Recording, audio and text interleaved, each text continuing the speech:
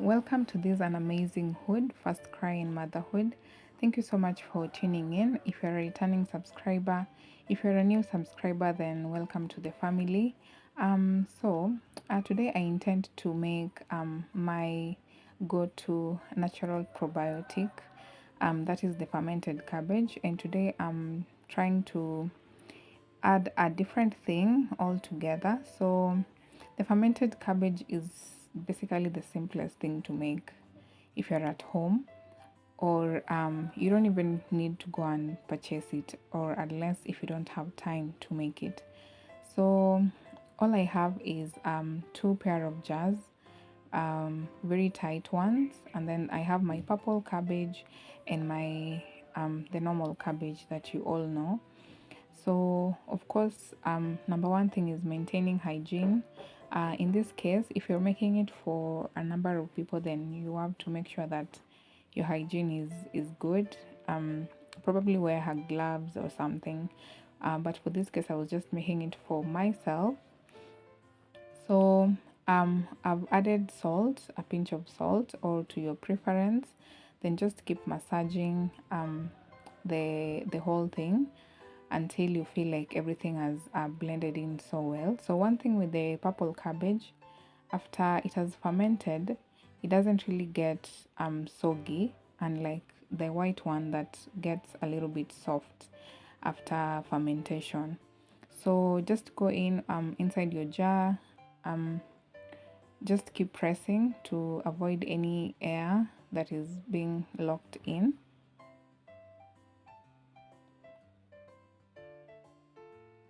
You can even use a rolling pin just to squeeze everything in, and make sure you leave some space just in case it will be fermenting, then there'll be some space left.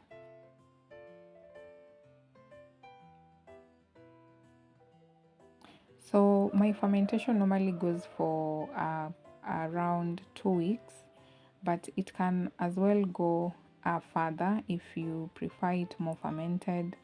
But if you don't, if you're maybe a beginner, you can just start with 2 weeks and then start with a smaller amount, and then make sure the jar is airtight.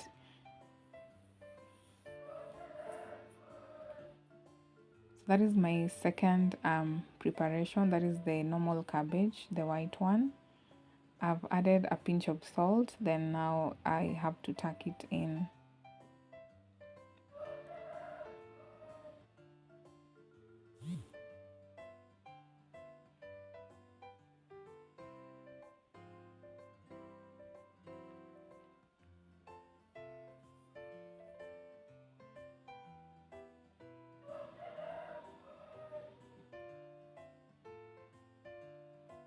So guys, on to the next stage. Normally there are people who say they don't like eating, or they don't like the taste of the natural cabbage. So I'm just here to show you. So at that point I was just covering it, and then you place it in a dark place. So that is after 2 weeks of fermentation or more. That is how my cabbage looks like. Yeah, it did not go bad, so long as you make sure it is airtight, and then you just open a little bit after 3 days just to allow the air to escape. All will be okay. So as I was saying, there are people who don't like the taste of the natural cabbage, so I'm here to show you different ways you can eat your fermented cabbage. So at the first point, I was blending my smoothie. I had bananas, some spinach, chia seeds, carrot. Yeah, I think those are the ingredients. Then I added in my fermented cabbage. That is if you don't like the natural taste.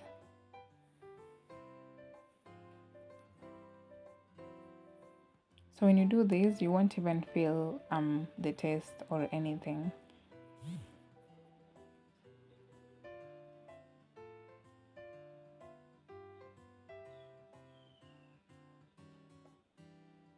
And that is it. You can have it chilled, of course, with some ice cubes. And then the second stage is that is if you love the natural cabbage, then you can just eat it raw. So at this point, like I said, the white cabbage is a bit soggy and soft, unlike the red one or the purple one, that is, it is a bit crunchy. So if you love your cabbage crunchy, then go for the red cabbage. If you like it soggy and soft, then go for the white one.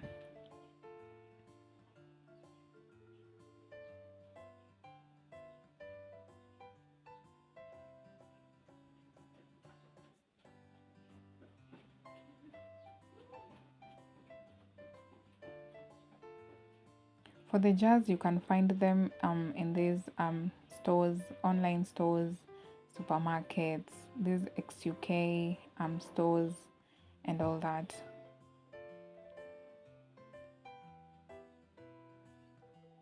So that is just have two spoons every morning or after a few days, and that will be it. Then the second stage is where now you maybe eat it with an avocado. You just have your avocado and then mix everything together, and then yeah, that will be okay.